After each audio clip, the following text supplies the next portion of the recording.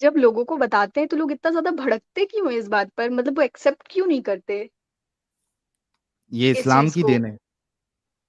क्योंकि पता है, जब जैसे आप अगर हिंदुओं में जाते हो ना, मंदिर में जाते हो, तो आपको कोई हम्म। मना नहीं करता। लेकिन अगर मुस्लिम्स को पता चल गया कि नहीं ये मुसलमान है, मंदिर जा रही है, तो उनको बहुत गुस्सा आता है। हम्म।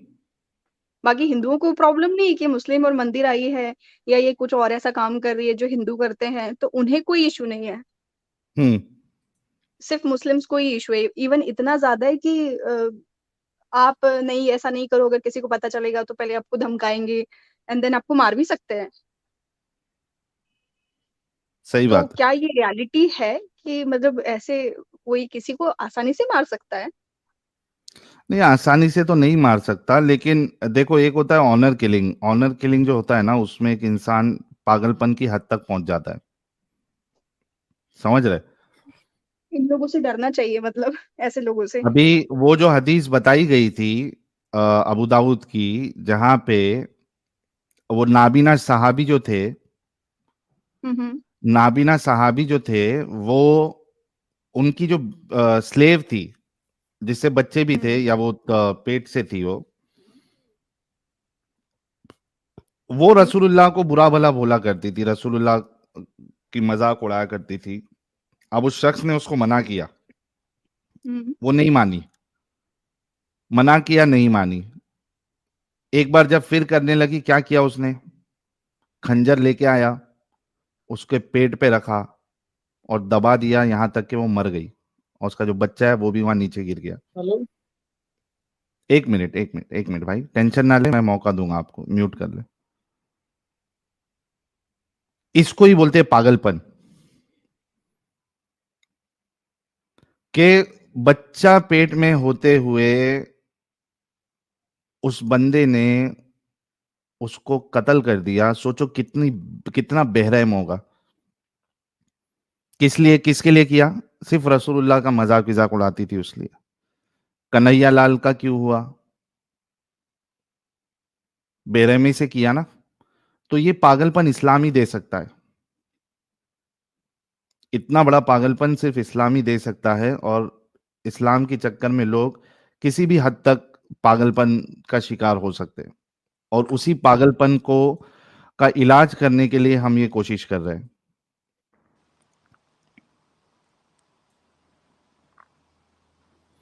और डॉक्टर आयशा मेरे ख्याल से, अच्छा, बैक स्टेज कैसे चले गई है? नेटवर्क इशू की वजह से। जी। आई होप आपको आंसर मिल गया होगा। नहीं, एक्चुअली मेरे जिस फ्रेंड ने मुझे पिन किया था, वो समझाया था ना कि इस्लाम पढ़ो।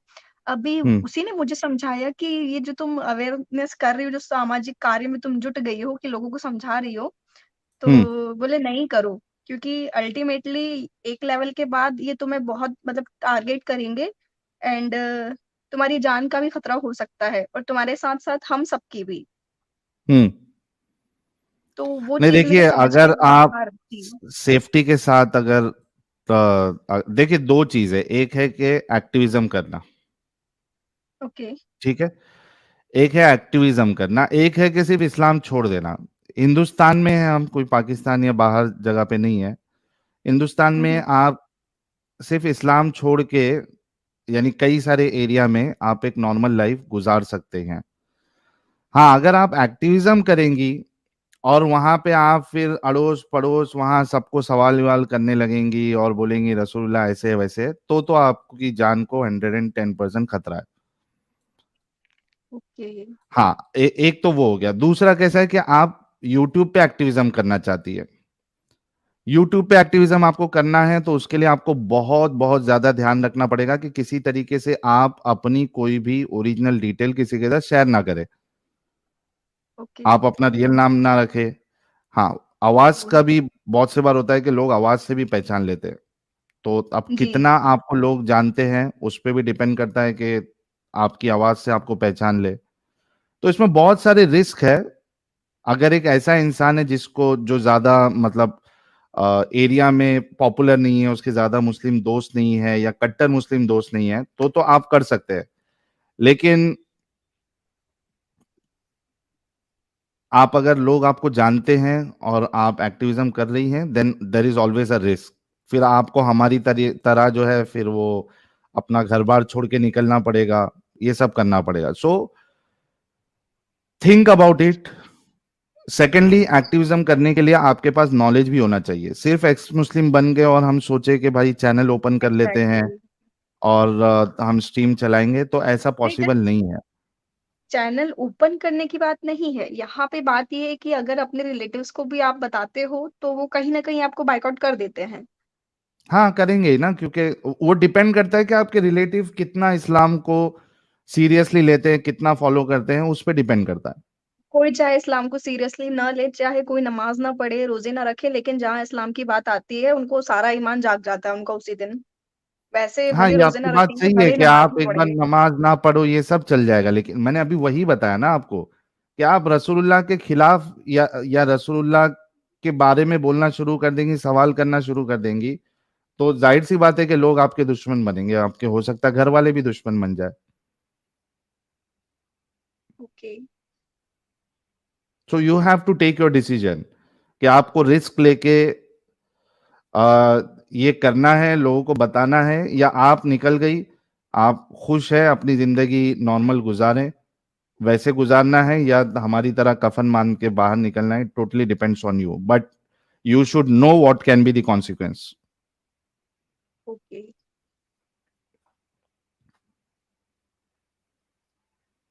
ठीक है डॉक्टर आयशा जी? जी जी, थैंक यू सो मच। जी। अच्छा, मेरे साथ एक हजरत आयशा जुड़ी हैं या जुड़ा है, ये कौन है? हेलो। जी। जी, कैसे हैं आप? मैं ठीक हूँ, आप कैसी हैं हजरत आयशा? हज़रत आयशा। मैं बिल्कुल ठीक हूँ। मैं आपकी स्ट्रीम सुन रही थी, तो आप अस्मा बिन्ते मरवान की बात कर रहे थे ना? नहीं, अस्मा बिनते मरवान तो वो तो अलग मामला है। ये एक दूसरे की मैं बात कर रहा हूँ, जहाँ पे एक नाबिना सहाबी जो है वो उस स्लेव का कत्ल करता है। उससे अच्छा, पहले एक और। हजरत आयशा, आप मोमिना है या एक्स मोमिना है, क्या है, थोड़ा बता दीजिए ताकि जो हमारे व्यूअर है वो भी समझे हजरत आयशा कौन आ गई। अभी अभी डॉक्टर आयशा से बात किया, अब हजरत आयशा कौन है? जी, मैं एक्स हूँ। अच्छा, एक्स है। जी, जी। कभी एक्स बनी आप? हम हो गए हैं या 1 and half year. 1.5 year. Okay. जी। कैसी वाली मोमिना थी आप? पक्की टक्की थी या पक्की, मैंने तो उड़ती उम्रे भी उड़ती किए बस? हुए हैं। हाँ। मैंने तो उम्रे भी किए, मैंने 3 उम्रे किए हुए थे। ओके। और और इसके अलावा नमाज़ और रोज़ा ये वो सब करती थी। और क्या बात है। जब जी, जी, और मैं जर्मनी में हूँ, तो मैं यहाँ पे मतलब कि लोगों को कन्वर्ट करवाने की भी कोशिश करती थी। हम्म। तो मतलब फिर बाद में लोगों ने कहा कि यार तुम पहले खुद इस्लाम को सीखो, फिर हमें सिखाओ। तो मैं कहती थी हम्म। कि तुम मुसलमानों को मत देखो, मुसलमान तो गलत हैं, तुम हाँ लोग हाँ हाँ। इस्लाम को पढ़ो। तो हम्म। मैं तो फिर मुस्लिम को गलत समझती थी। फिर बाद में जब इसी वजह से मैंने खुद पढ़ना शुरू किया, तो फिर मेरे सामने चीज़ें खुलना शुरू हुई।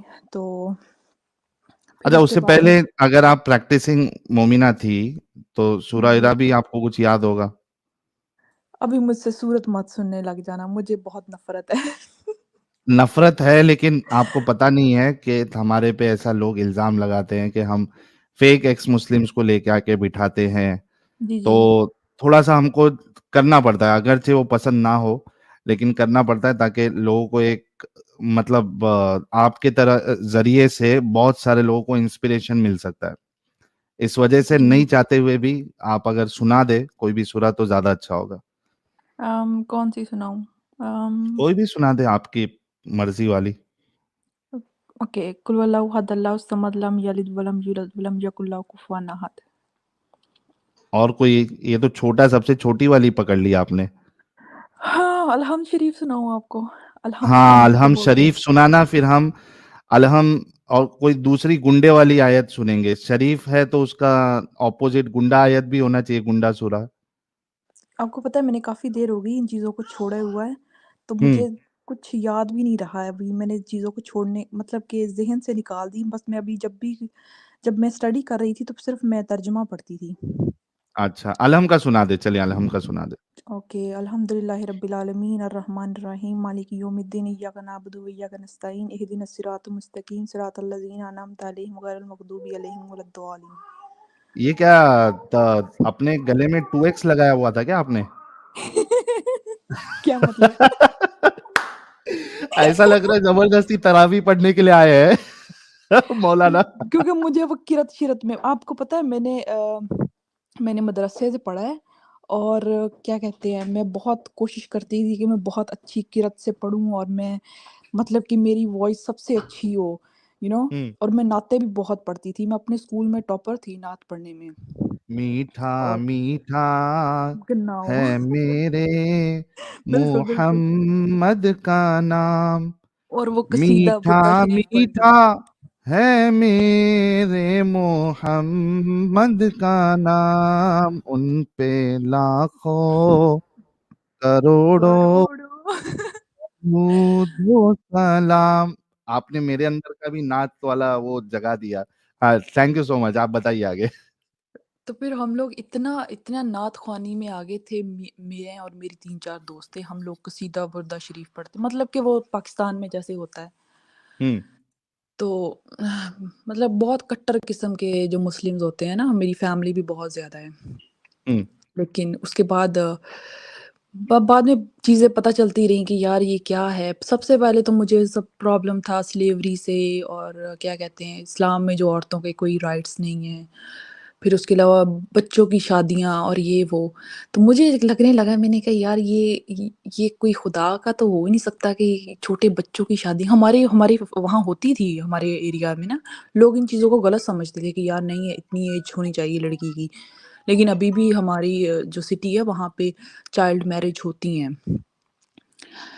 तो बाद में फिर मैंने कहा नहीं अभी मैं फिर बाद में इतनी जैसे मैं मुस्लिम थी ना बहुत सख्त किस्म की और अभी हुँ। मैं उतनी उससे भी सख्त इस्लाम के खिलाफ हूँ। मैं इतनी गालियाँ देती हूँ ना, मेरे कज़िन्स ने, मेरे दोस्तों ने, मुझे सब ने ब्लॉक कर रखा है। कोई मुझसे बात अच्छा, ही नहीं खुल करना के देती है चाहता। आप? जी? खुल के उनके सामने देती है? जी, जी। अरे! ये तो बड़ी डेंजर दीदी निकली यार ये तो। डेंजर एक्स मुस्लिम है ये तो। आप यकीन करें मुझे मेरे अभी कोई फ्रेंड्स नहीं है, मुझे सब ने मुझे ब्लॉक कर दिया है। और हुँ, काफ़ी लोगों को मैंने खुद से फिर मैंने आपके चैनल मैंने कहा यार मैंने तो तुम लोगों से ना बातें कर के तंग आ गई हूँ। तुम हुँ, लोग ये चैनल पकड़ो, तुम लोग इनको देखो। वो कहते हैं ये तो प्रोपेगेंडा है, ये तो इनको तो पैसे ही मिलते हैं पता है? और हुँ, ये तो लोग जानबूझ के ऐसी हरकतें कर रहे हैं। मैंने कहा नहीं यार तुम लोग खुद सुनो वो क्या कह रहे हैं और क्या हो रहा है ये। हुँ, वो लोग बिल्कुल ठीक कह रहे हैं। मुझे आपका चैनल मिला था मैंने ऐसे ही जब सर्च कर रही थी, तो मुझे आपका उस पे ट्विटर पे आपका लिंक मिला था। आपका कोई ओके। ट्रेंडिंग चल रही थी।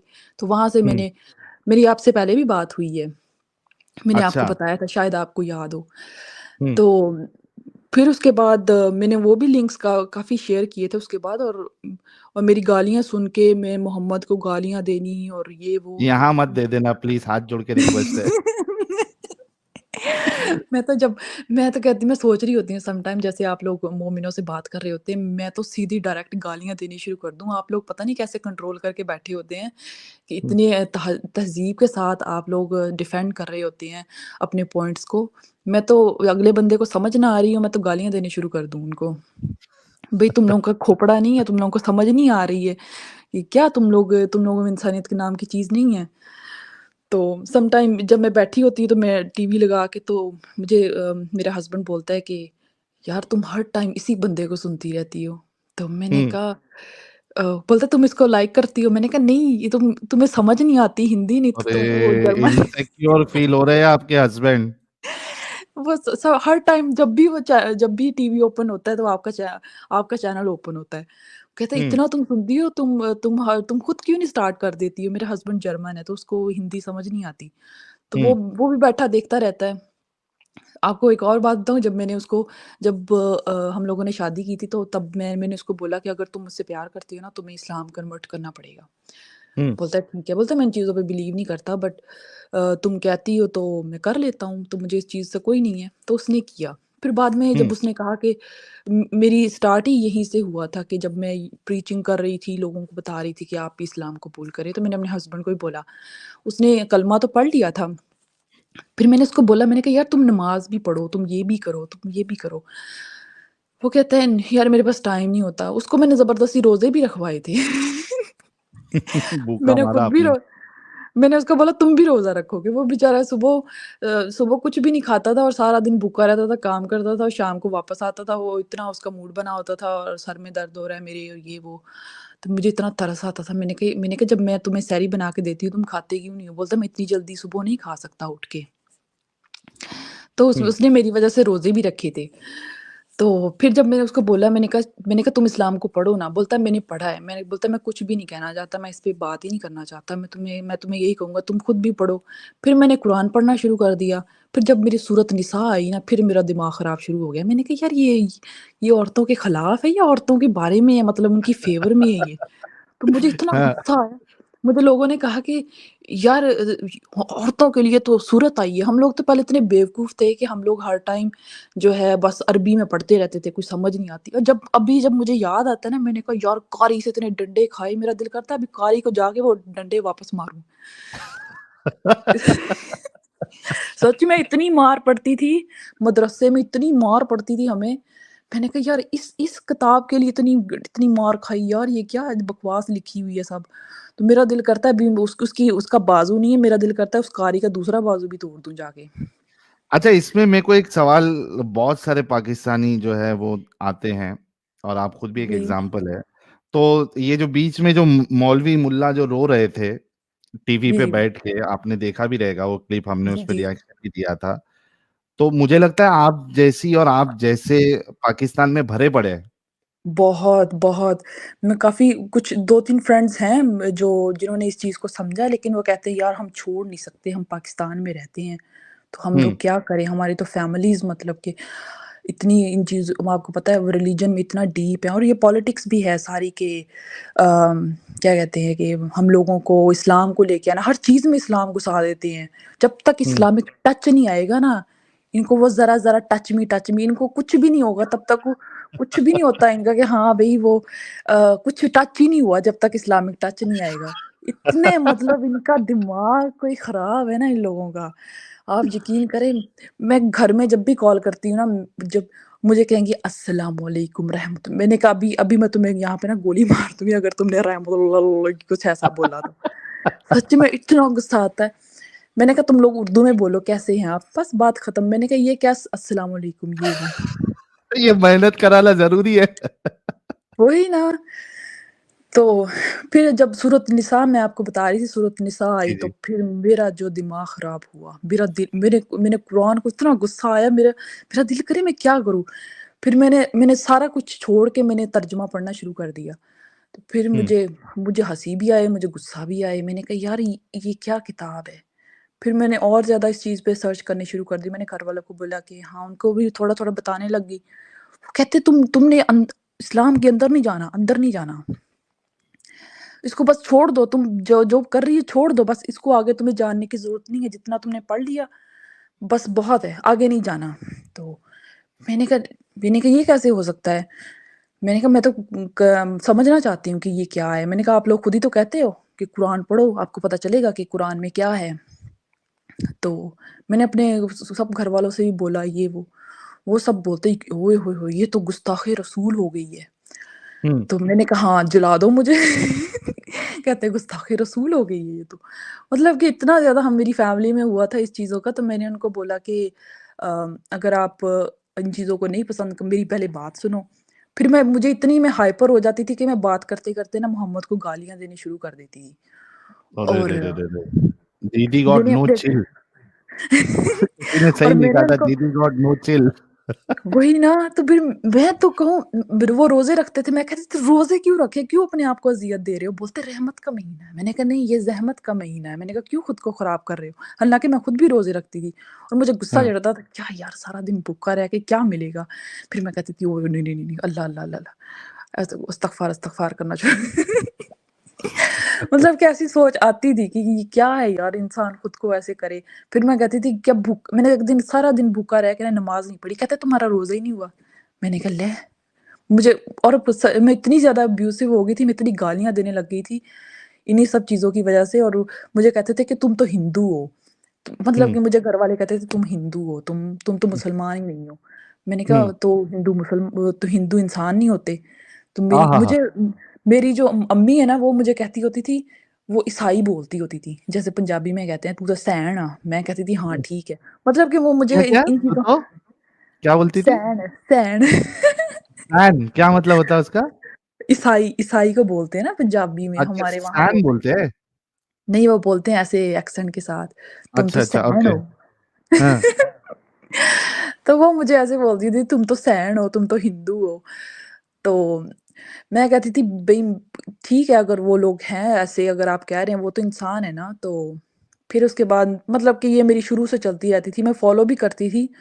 फिर मुझे घर वाले जो है ना वो ज़बरदस्ती इन चीज़ों में वो करते थे कि मैं इन चीज़ों को मतलब कि कंट्रोल में रहूँ और इन चीज़ों को फ़ॉलो करूँ। फिर मेरी दादी भी बहुत करती होती थी कि उठो सुबह-सुबह नमाज़ पढ़ो और क्या कहते हैं रोज़े रखो। और इसके अलावा भी हम्म। मैं रोज़े रखती थी, तहज्जुद भी पढ़ती थी मैं अपनी दादी के साथ। मतलब कि बस सारा फ़ॉलो करती थी और मैंने हम्म। उम्रे भी किए हुए थे और जब मैंने उम्रा किया था मैंने